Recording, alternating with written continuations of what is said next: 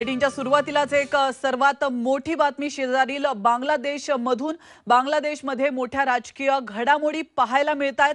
बांगलादेशच्या पंतप्रधान शेख हसीना यांनी पंतप्रधान पदाचा राजीनामा दिल्याचं आपण पाहतोय।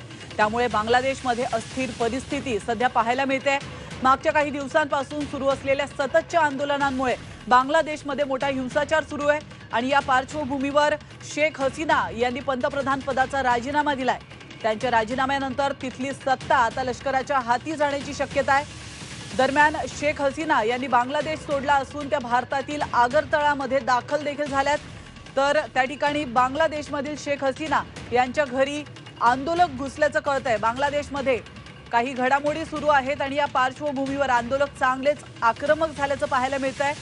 तर राजीनामा दिल्यानंतर शेख हसीना या थेट भारतात आलेल्या आहेत।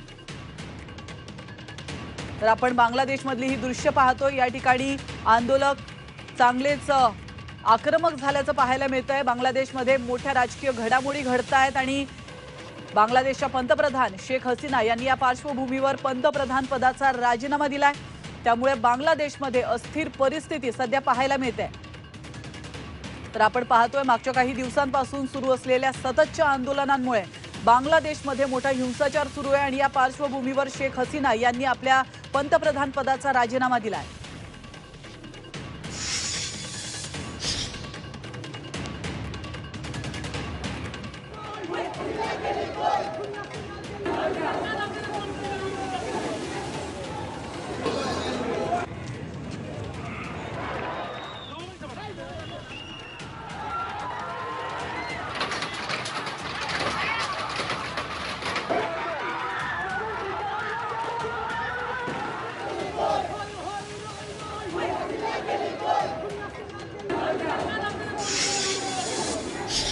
तर बांगलादेशमध्ये काय सुरू आहे आपण पाहतोय। बांगलादेशचा ताबा आता लष्कराकडे जाणार आहे, कारण बांगलादेशच्या पंतप्रधान शेख हसीना यांनी राजीनामा दिलाय।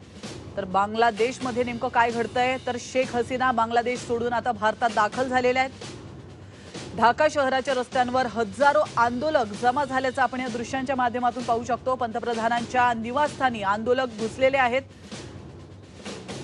बांगलादेशमध्ये इंटरनेट सेवा देखील बंद करण्यात आली आहे। सरकारी नोकऱ्यांमधल्या कोट्यावरून हा हिंसाचार पेटलेला आहे। तर बांगलादेशमध्ये अस्थिर परिस्थिती निर्माण झाली आहे।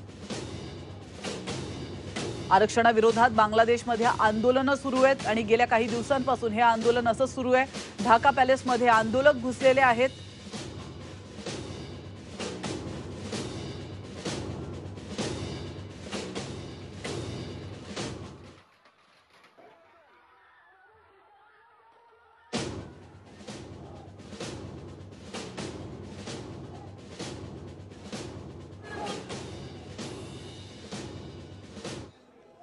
आणि आता घेऊयात बातम्यांचा वेगवान